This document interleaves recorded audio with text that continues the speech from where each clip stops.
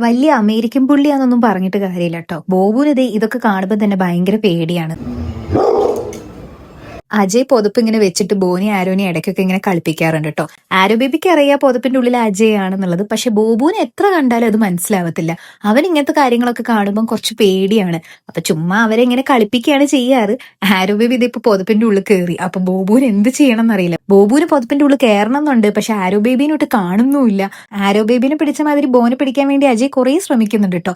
പക്ഷെ ബോ ആരാ മോൻ, അവൻ അതിനൊന്നും കിട്ടത്തില്ല. അവൻ നൈസായിട്ട് സ്കൂട്ടാവും. ഇന്ന് നമുക്ക് നമ്മുടെ ക്ലയന്റിന്റെ ഷൂട്ട് ഉണ്ട് കേട്ടോ. അപ്പൊ നമ്മളിവിടെ പ്ലേ സ്റ്റേഷൻ എക്സ്ക്ലൂസീവ് സർജാപൂർ സ്റ്റോറിൽ വന്നതാണ്. അജയും ആരനും ആണ് ഷൂട്ടും കാര്യങ്ങളെല്ലാം കോർഡിനേറ്റ് ചെയ്യുന്നത്. ഞാൻ നൈസായിട്ട് അവിടുന്ന് സ്കൂട്ടായിട്ടോ. എനിക്കിന്ന് എന്റെ നെയിൽ ഒന്ന് സെറ്റ് ചെയ്യാൻ വേണ്ടിയിട്ട് നെയിൽ ബോക്സ് പോകണം. ഈ ഒരു പീരീഡ്സ് കാരണമാണ് കേട്ടോ എന്റെ ഫേസിൽ ഇതുപോലെ ഒരു വലിയൊരു പിമ്പിൾ വന്നത്. 30s പീരീഡ്സ് വരുമ്പോഴും ഇപ്പൊ കറക്റ്റ് ആയിട്ട് വരുന്ന ഒരു സാധനമാണ് ഈ പിമ്പിൾസ് വരുന്നതിനൊന്നും പ്രശ്നമൊന്നുമില്ല. പക്ഷെ ഈ പിമ്പിൾ വന്ന് പോയി കഴിഞ്ഞിട്ടുണ്ടെങ്കിൽ അതിന്റെ ഈ ഒരു ആക്നെ മാർക്ക് കാണുമ്പോഴാണ് എനിക്ക് ഭയങ്കര സങ്കടം. നെയിൽസ് സെറ്റ് ചെയ്യുമ്പോൾ എനിക്ക് എപ്പോഴും കൺഫ്യൂഷൻ ഉണ്ടാവുക ഈ കളേഴ്സ് സെലക്ട് ചെയ്യുന്നതിലാണ് കേട്ടോ. കഴിഞ്ഞ തവണ ഒരു ലൈറ്റ് ഷെയ്ഡ് ആയതുകൊണ്ട് ഇത്തവണ ഞാൻ ഒരു ഡാർക്ക് ഷെയ്ഡ് സെറ്റ് ചെയ്യാനാണ് കേട്ടോ വിചാരിച്ചത്. ഞാൻ ബ്ലാക്ക് കളറാണ് ചൂസ് ചെയ്തത്. പക്ഷെ എന്റെ അടുത്ത് ഇവിടുത്തെ സ്റ്റാഫ് പറഞ്ഞു ചോക്ലേറ്റ് ബ്രൗൺ എന്റെ കൈക്ക് നന്നായിട്ട് ചേരുന്നുള്ളത്.